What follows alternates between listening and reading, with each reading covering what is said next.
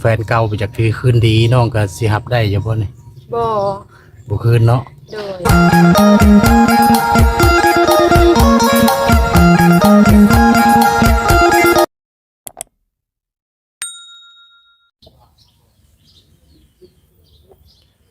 เจ้าสบายดีผู้ที่ติดตามนะครับชมบ่สื่อทุกการเนาะบ่ว่าจะเป็นภายในหรือว่าต่างประเทศก็ยินดีต้อนรับเข้าสู่ช่องบ่เสิร์ช Channel อีกคือเก่าคือเดิมพี่น้องวันนี้บ่เสิร์ชก็ได้มีโอกาสพา FC มาหาสาวแม่ห้างอีกคือเก่าพี่น้องเนาะที่ว่าเป็นสาวแม่ห้างน้อยอันแหละเนาะก็สิได้พา FC เข้าไปติดตามรับชมพร้อมๆกันเลยเพราะว่าตอนนี้ก็บ่เสิร์ชก็ได้มาฮอดเฮือนน้องเป็นที่เรียบร้อยแล้วเนาะถือว่าบ่เสิร์ชก็มาเป็นเทื่อทำอิฐถือว่าเป็นครั้งแรกนั่นแหละที่ได้มาหาน้องเพิ่นเนาะก็สิได้เข้าไปสักถามสัมภาษณ์น้องเพิ่นก็สิได้พา FC เข้าไปรับชมติดตามไปพร้อมๆกันเลยเนาะเจ้ามาหาน้องเพิ่นก็เป็นเทื่อทับอิฐเนาะยังบ่ทันฮู้จักชื่อเสียงในงามของเพิ่นเนาะก็ขออนุญาตถามเพิ่นเนาะชื่อใดก็ซื้อขุดชื่อขุดเนาะโดยสาวขุดหรือว่าน้องขุดเนาะโดยอายุได้จักปีแล้วสักขุดนี่อายุ21ปีโอ้ได้21ปีเนาะโดยโอ้ว่าแล้วก็ภาษาไทยก็ว่า21เนาะโดยก็คือว่าน้องนี่ประกอบอาชีพนี่เฮ็ดหยังก็เฮ็ดนา โอ้อาชีพหลักก็คือการเฮ็ดนาเนาะโดยนอกจากเฮ็ดนาเนี่ยบ่ได้มีอย่างอื่นบ่บ่โอ้มีแต่อาชีพเฮ็ดนาเนาะเฮ็ดนาพ่อแม่พาเฮ็ดนาเนาะโดยโอ้แต่ละปีได้เข้าหลายได้คันปีใดมันงามก็ได้อยู่7-80ปีใดบ่งามก็ได้อยู่50-60โอ้ถือว่ากุมกินเนาะโดยโอ้อันอยู่เฮือนนํกันนี่หลายคนบ่ขอโทษนำ5คนโอ้5คนคือน้องนี่เป็นลูกสาวหล่าบ่มีน้องอีกคนนึงโอ้มีน้องอยู่คนหนึ่งเนาะโดยกับมีอ้ายสิแม่เป็นลูกผู้ที่4นะเนาะแม่นบ่ผู้ที่3ที่3เนาะโดยแต่ตอนนี้คืออ้ายกันยังเหลือคนหนึ่งก็คือเสียแล้วโดยคือสร้างครอบสร้างครัวเบิดแล้วบ่พี่น้องยังคือน้องขุดนี่ก็ได้สร้างครอบครัวแล้วแม่นบ่โดยโอ้แต่ว่าเลิกลากันนี่แต่โดนแต่บ่เนาะก็โดนแล้วก็โดนแล้วเนาะโดยก็ขออนุญาตถามอีกเนาะโดยถึงสาเหตุเนาะเป็นอะไรก็จังคือแบบว่าเลิกลากันย้อนความบ่เข้าใจกันโอ้ย้อนความบ่เข้าใจกันเนาะโดยอยู่ตรงกันดนบ่น้องสร้างครอบครัวนำกันจึงได้เลิกลาโดนได้ปีหนึ่งหรือปีปลายๆจักน้อยก็จะเข้าฮอดจะเกือบ2ปีเนาะโดยโอ้คือสมุดถ้าว่าเพิ่นแฟนเก่าไปจากที่คืนดีน้องก็สิรับได้อยู่บ่นี่บ่คืนเนาะโดย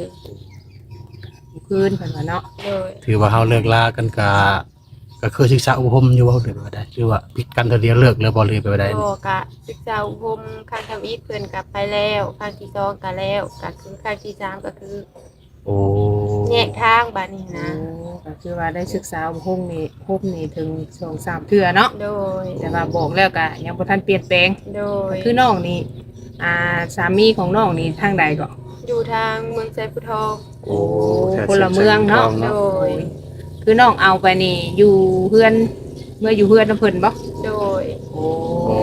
ตอนสร้างครอบครัวนี่น้องมาอยู่บ้านของผัวเนาะโดยแต่เป็นเมื่อเฮือนเมื่อซานเนาะโดยแต่ว่าแต่น้องก็เคยมาอยู่บ่เมืองพุ่นแล้วก็มาแต่ละปีก็มาเฮ็ด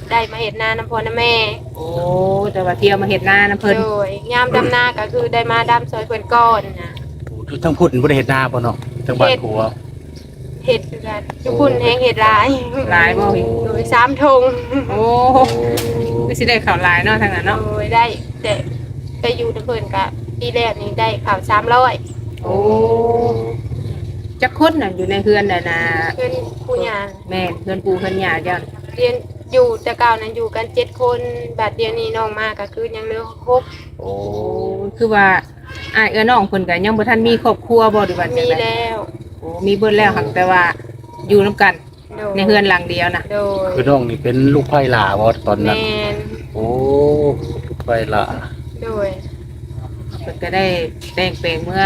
เกิดเมื่อชาติเนาะ โดย แต่ว่าสาเหตุที่ว่าเลิกลากันนี่ก็ย้อนความบ่เข้าใจกัน โดย ก็คือว่าพ่อแม่เฮานี่ก็ได้บอกได้สอนแต่ว่าเพิ่นก็แบบยังบ่ทันเปลี่ยนนั้นแปลงเนาะ โดย เดี๋ยวที่ว่าว่าง่ายๆก็ความอดทนของเฮาก็มันอดบ่ได้แล้วเนาะ โดยความอดทนมีขีดจำกัด เนาะก็ได้ว่าในเรื่อง คือ ใน อุป ราว โภม กันเนาะ สาวอุปโภมเพิ่นนี่คนทางเฮาหรือคนทางพุ่นบ่นาอุปโภมจึงสาวอุปโภม เบิดทางสองฝ่าย โอ้ ทอแต่แบบบ่ได้ฮอดพ่อบ้านสัญจาบ่ได้ฮอดเฒ่าฮอดแก่มีแต่ระหว่างพ่อกับแม่ทั้งสองฝ่าย เอาไปบอกอยู่พุ่นเนาะ โดย แต่ว่าผู้เกี่ยวนี่บ่เปลี่ยนบ่แปลง โดย โอ้ กับเพิ่นก็เคยมาเฮือนเจ้าอยู่บ่ผู้อ่าลูกผัวเจ้าก็มาอยู่ มา นี่บ่เพิ่นก็มาดำให้ดำหน้าช่วยคือกัน โดยมานำกัน โอ้ อายุเพิ่นนี่หลายปานใดลูกอ่ะ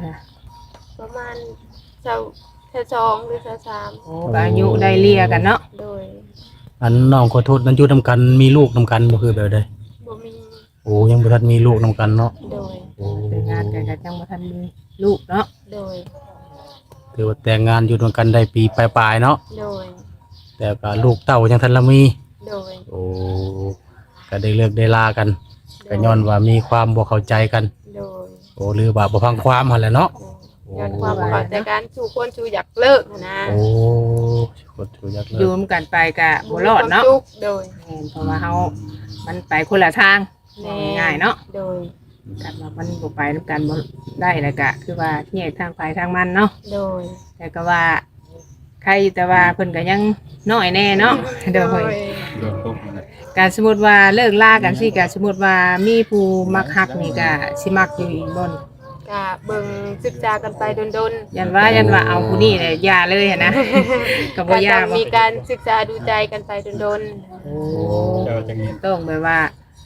เบิ่งกันไปก่อนเนาะ ๆโดย คือน้องโสดมาเนี่ยคือผู้บ่าวแถวบ้านเฮานี่ก็มีคนมาลบมาหยังอยู่บ่เนาะ โอ้ โอ้ตั้งแต่เป็นโสดมาอีกเทื่อที่สองนี่ก็ยังบ่ทันมีผู้บ่าวทางบ้านเฮานี่มาลบเนาะ โอ้ย โอ้ คือว่า ยังโสด สมมุติว่ามีคนมาล้มนี่สิล้มอันอายุสำกันบ่หรือว่าล้มคนประมาณสำใดคิด ป ว่า ระมาณรุ่นอ้าย โอ้ เจ้าหาขึ้นไป สหาขึ้น เอา ไป หาขึ้น เนาะ ไปนี่ลมได้เนาะ โดย ฮอดจักปีบัดฮอดว่า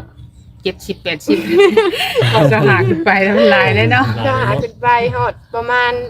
ประมาณ 60 โอ้ 50ประมาณจำนี้ 50 60ลงเนาะ ลมได้เนาะ โอ้ลมได้ แต่ว่าถ้าผู้ใดโทรมาล้มกะ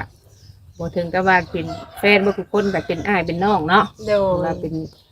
คนรู้จักกันกะ โดย สามารถล้มได้เนาะ โดย แต่ว่าน้องคุดนี่กะบ่ปฏิเสธเนาะ แม่น ก็สามารถล้มได้ทุกคนเพิ่นว่าเนาะ โดย แต่ว่าผู้ที่เพิ่นจะเอากะคือว่านั่นเนาะก็ต้องผู้เพิ่นถูกใจให้ได้เนาะ โดย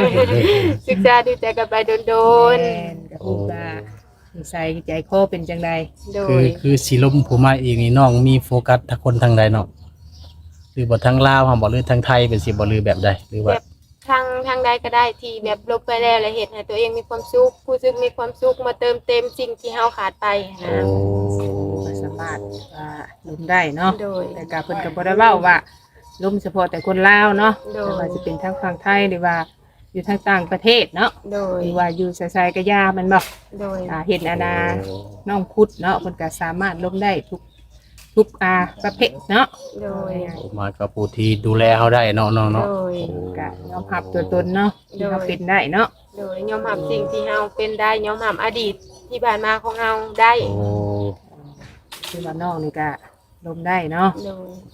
พิเศษเพิ่นว่าเรื่องมากอ่ะถ่ายหน้าเก่งแน่เนาะ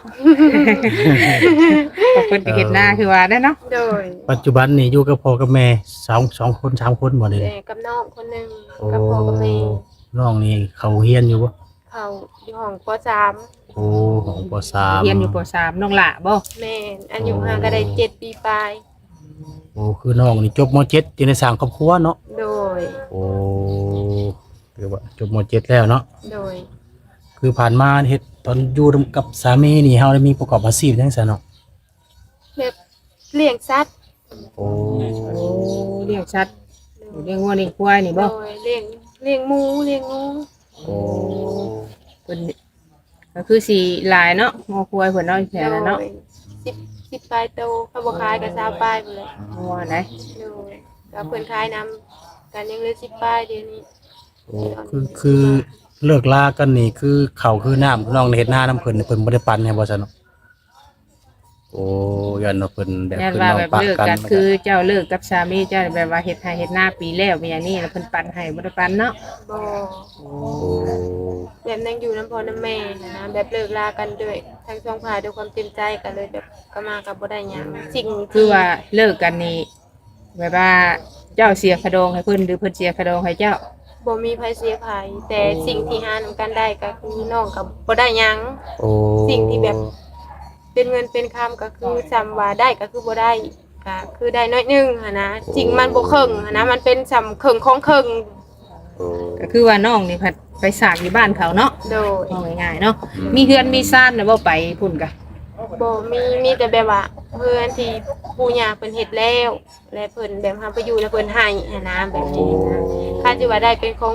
ตนเองแล้วยังบ่มี ยันว่าแบบได้ปลูกเฮือนปลูกซ่านน่ะนะได้สร้างเฮือนสร้างซ่านไว้นี่ยังบ่ทันสร้างเนาะ โดย ถือว่ามาก็ว่าเป็นชิ้นชมสร้างกับผัวยังบ่ทันมีเนาะ โดย โอ้เอาคือว่าบ่มีเสียค่าดอง บ่มี แบบ ไผ แบบว่าเฮาเว้ากันเข้าใจกันแล้วก็เลิกกันเลยบ่สิบ่ แม่ โอ้ ว่าต่างทางนี้ก็รับกันบ่ได้ทางนั้นก็รับบ่ได้แล้วก็ได้ว่าเลิกกัน โดย ว่าง่ายๆก็คือว่าต่างฝ่ายต่างเข้าใจกันเนาะ โดยเลิกกันด้วยดี โอ้ถือว่าใบน้ำตาลไปชังกระจิกเรียบร้อยเนาะ แม่น โอ้ถือว่าถ้าทางสามีเก่าเพิ่นสิคืนมาเห็นน้องขุดท้ายคลิปเปิดใจหาคนคุยเพิ่นสิกลับมานี่เฮ็ดแนวใดซะวะ เอาอยู่ว่าติ บ่เอาเนาะ โอ้ บ่เอาเลิกแล้วก็คือเลิกเนาะ แม่นบ่กลับไปหาคนเก่าบ่กลับไปหาสิ่งเก่าๆเดิมๆมีแต่ไปหาใหม่เรื่อย เพราะว่าเฮาก็ได้อยู่นํกันก็ฮู้จักนิสัยกันแล้วแม่นบ่ ๆแม่น ฮู้จักกันได้ใช้สานี่นะคือว่าฮู้ไกลแท้ โทรศัพท์ โอ้มาล้มกันทางโทรศัพท์บ่ แม่น โอ้ ถือว่าลมโทรศัพท์รู้จักกับอันสามีตอนที่ได้เลิกกันนี่ก็เนาะ โดย หรือว่าอดีตสามีซะเนาะ โดย โอ้คุยกันดนบ่น้องจึงได้แต่งงานกัน ได้ปีปลาย โอ้คุยกันโดนอยู่เนาะ โดย โอ้ตอนคุยตอนลมกันเพิ่นก็เคยมาลินอยู่บ้านอยู่หยังเฮาอยู่เนาะ มาแบบยามเฮ็ดไร่เฮ็ดนาก็มาอยู่ โอ้ ทาง เฮ็ด พ่อแม่สรุปแล้วก็คือทางครูทางยาเก่าเนาะเพิ่นก็ได้มานำก็ได้มาเฮ็ด โอ้ นะ เพิ่นก็ได้มาเห็นเนาะ เพิ่นก็ได้มาหนิดมาหยังอยู่ โดย โอ้ แต่สมมุติว่าไปพูดนี่ปู่ย่าก็บ่ได้ให้กันนะว่า ท่านเพิ่นสิให้ก็บ่จักแต่ทางน้องคือบ่ได้ให้ โอ้ ยังนับ เพิ่นก็ ถื ดี อ นำอยู่ จำพ่อ เนาะ จำแม่คือเก่าโดย แต่ว่าต่างแต่บ่เข้าใจกับลูกชายเพิ่น โดย ง่ายเนาะ ยันว่าผิดเถียงกันแหละตบตีกันจึงเลิกลาบ่แม่นเนาะ โดย โอ้ถือว่าหมายความว่ามีแนวคิดคนละทาง แม่ โอ้ ผู้หนึงอยากไปหน้าผู้หนึงอยากอยู่เฮือนนะเนาะ ก็บ่แหละแบบ เออ แต่ไปอยู่น้ำเพิ่นก็อยู่นาพากันนอนนา โอ้ พากันอยู่หน้าประจำ แม่ เลี้ยงไก่บ่ ก็เลี้ยงอยู่เลี้ยงเป็ดเลี้ยงไก่เลี้ยงงูเลี้ยงงูเลี้ยง ครับ ไปเบิดนั่นแหละ เลี้ยงสัตว์เนาะว่าง่ายๆเนาะ โดย ก็เคยได้ขายบ่อีพุ่นก็ได้ปีหนึงก็ได้ขาย จะได้ค่าอยู่ก็พอได้ใช้ โอ้ ก็พอได้ใส่ได้จ่ายเนาะ โดย โอ้อยู่อันนั้นไปอันนั้น คือ เนาะ ว่าเราเป็นชาวไร่ชาวนาเนาะหลังจากดำเข้าดำให้ดำนาแล้วก็เลี้ยงสัตว์เสริม แม่ โอ้เลี้ยงเป็ดเลี้ยงไก่ โดย โอ้ ก็คือว่าทางน้องนี่ก็แบบว่าสมมุติว่าตกแรงตกหยังนี่ก็อยากไปหาเงินหาค่ำอยู่บ่นี่ ก็วางแผนว่าแล้วข่าวก็คือสิไปไทยแต่ก็จักแนวใดเนาะก็พังไปเรื่อย ก็มีแผนว่าสิไปหาทำงานอยู่ทางฝั่งไทยอยู่ ๆแม่น โอ้ถือว่าในใจนี่มีแผนแล้วเนาะ แม่น บัตรมันหยังเฮ็ดแล้วเรียบร้อย ยังบ่ได้เฮ็ดเพราะรอแล้วข่าวก็เลยแบบเพิ่นลงมาเฮ็ดจัมมโนเด้จัมมโนยังบ่ออกรอจัมมโนออกก็คือสิไปเฮ็ดบัตร โอ้โอ้บ้านเฮานี่กำลังเฮ็ดสมนุครัวใหม่บ่ แม่น อืม คือจะมาถ่าสัมมโนเนาะ โดย โอ้เฮ็ดบัตรนี่แพงบ่เนาะ ก็ประมาณ6,000 โอ้ มีแบบนายหน้าพาไปเฮ็ดบ่หรือว่าไปเฮ็ดเอง ว่าสิมีน่ะ อันให้นายหนาไปเฮ็ด โอ้ ไปน้ำเพิ่น เพิ่นพาไปเนาะเพิ่นพาไปแลนด์ แม่น โอ้ พาไปเฮ็ดเนาะ 6,000 บาทเนาะ โดย แต่ว่าน้องนี่ก็ยังบ่ได้เคยไปไทยจักเทื่อเนาะ บ่ โอ้ยังบ่ทันได้เคยไปจักเทื่อ โดย สมมุติว่าไปมีพี่น้องบ่อยู่มาจากไหน ก็มีหมู่ โอ้ ที่ไปก่อนแล้ว โอ้หมู่สิไปก่อนแล้ว แม่น แบบว่าเขาเจ้าเฮ็ดงานเนี่ยเขาไป เฮ็ดงานโซนแบบตัดต้นไม้ โอ้ ตามบ้าน โอ้เจ้าก็สิไปเฮ็ดงานสวนบ่เจ้าก็ กะทางเบิ่งบางทีวางแผนได้ว่าในใจก็คือจะเฮ็ดงานหารอาหารหั้นนะแต่ก็พังไปเรื่อยๆแต่บ่ฮู้ว่าสิไปอยู่ในจุดใด โอ้ สิไปตกอยู่บ่อนใดแต่ก็ยังบ่ฮู้แต่ก็พังเบิ่งเฮ็ดบัตรแล้วข่าวแล้วเดี๋ยวจังสิหานะ ถึงสิหางานเนาะ โดย โอ้ถ้าเอาได้งานเรียบร้อยจึงว่าไปเบิ่น แม่น โอ้คือว่ามีแผนสิไปแล้วเนาะ โดย คือสมุดน้องมาเปิดใจใช่เนาะออกแบบหาคนคุยมีทั้ง FC ของบ่เสือหรือสาบุญมาแบบว่า สนใจจะให้น้องไปอยู่ทั้งพุ่นนำนี่ก็ไปได้บ่เนาะ ก็ไปได้ ไปในนามแบบแฟนแบบหยังนี่นะ สมมุติว่ามักเจ้าเนาะ แม่น จะเว้าง่ายๆก็มักสู่โคว่าซะก็ไปเพิ่นก็สิแต่งไปเป็นลูกเป็นเมียแหละเนาะสิไปอยู่นำเพิ่นได้บ่ ก็ต้องศึกษาดูใจกันไปดน โอ้ ๆต้อง ไป เบิ่ง บ่ทันตัดสินใจเนาะ โดย ถ้าเว้าเข้าใจกันก็บางเทื่อก็ไปได้เนาะ โดย โอ้สำคัญแหละต้องคุยกันดนๆซะก่อน แม่น โอ้ว่าเรื่องไปเรืออยู่นี่ก็บ่สำคัญ แม่น โอ้ มีอยู่บ่แต่จะเปิดใจมานี่มีผู้โทรหาอยู่บ่ ก็มีอยู่แต่ก็บ่ถึงขั้นว่าสิลมเป็นแฟนน่ะนะก็คุยกับเพิ่นอยู่ ก็มีอยู่คนทักคนมา หักแบบแพงกันนี่ก็มีอยู่เนาะ โดยหักแพงจำอ้ายจำน้องอะนะจำหมู่จำคู่แบบ โอ้ก็มีอยู่เนาะ โดย แต่คนทางได้โทรมาลบ ก็คนทางฝั่งไทยก็มีฝั่งลาวเฮาก็มี โอ้ ที่โทรมาลงกับน้องนี่เนาะ โดย ก็ยังบ่ทันตกลงแล้วก็ยังบ่ทันได้ว่าแม่นผู้นี้เนาะ โด ห ย นึ่งมาก็หาการล้มเนาะ แม่ ง่ายๆก็หาก็ฮู้จักกันเนาะ โดย ถ้าสมมุติว่า FC ของบ่เสือหรือสาบุญมาอยากพัวพันกับน้องนี่ติดต่อทางใดเนาะ ทาง Facebook ก็ได้ โอ้ ขอ Facebook ได้บ่เนาะ โดย ขออนุญาตเบิ่งเฟซน้องได้บ่ โดย เดี๋ยวเพิ่นจะติดต่อหาเนาะ แม่นแล้ว ที่บัด โอ้ บ้านเฮาบัดคนละบ้านหั่นนะ เห็นสาวขุดเป็นผู้หน้าตาดีถูกใจบัดจักติดต่อทางใดว่าสิเนาะโอ้ โอ้อันนี้ก็คือเฟซของเพิ่นเนาะ โดย ที่ว่าติดต่อหาเพิ่นได้เนาะ ลงกับเพิ่นก็ทักทายหาเพิ่นได้เนาะ โดย อ่ะอันนี้ก็สิบ่รบกวนเวลาสักน้องคุดเนาะ โดย เพราะว่ารบกวนเวลาเพิ่นก็บ่ได้เนาะ โดย แต่ว่าเพิ่นจะกินข้าวหรือบ่มัน กินแล้ว โอ้ยอย่าว่ายังบ่ทันได้กินกระเพาะเพิ่นขึ้นแน่เนาะ แม่น กินข้าวแล้ว โอ้ยก็เรียบร้อยเนาะ โด ก็บ่ ย มีหยังหลายเนาะก็ให้น้องคุดพบพ่อกับคนที่ แม่น ฮักแท้เนาะ โดย ผู้ที่หักแท้ก็เป็นคนที่มีความรับผิดชอบต่อหน้าที่ที่ว่าเป็นแฟนเป็นสามีแหละน้องเนาะ โดย อันก็บ่เสิร์ชก็สมบุญมากก็มีน้ำใจเล็กๆน้อยๆเพื่อได้ให้น้องซื้อบัตรเติมเงิน พอได้ FC โทรมาประสานง่ายขึ้นแม่น จ้า ถ้าบ่มีเน็ตก็สิโทรหาบ่ได้เนาะ โดย สบายดี สบายดีเจ้าพี่น้องเลยเนาะถือว่าการสักถามสอบถามทางน้องขุดคำน้องขุดเนาะถ้าว่าซื้อเพิ่นนามก็น้องขุดคำเรียกว่าห้องซื้อลินก็สาวขุดเนาะที่ว่าได้เป็นแม่ห้าง เป็นแม่ห้างน้อยอะไรเนาะที่เดียวตอนนี้ก็เป็นโสดอีกเทื่อที่สองที่ว่าเปิดใจหาคนคุย คือตอนนี้ก็ได้เปิดใจไปแล้ว แต่ว่าคนโทรเข้ามาทักทายก็มีพี่น้องกันเนาะโดยเฉพาะทางฝั่งไทยพุ่นแหละ คือปัจจุบันนี้น้องเพิ่นก็ยังโสดและเนาะก็ถ้า FC ทานใดมีความสนใจอยากร่วมอยากคุยก็ทักมาหาเพิ่นได้ตามที่เฟซน้องเพิ่นได้โซในคลิปของบ่เสิร์ชกินนั่นเนาะก็สิประมาณนี้เนาะขอขอบอกขอบใจมายัง FC ผู้ที่ติดตามรับชมบ่เสิร์ชทุกท่านเนาะ ก็ขออวยพรใช้ให้จงมีสุขภาพเข้มแข็งอยู่ดีมีแห้งปราศจากโรคภัยไข้เจ็บฉะนั้นเบาเสิร์ชขอกล่าวคำว่าสบายดี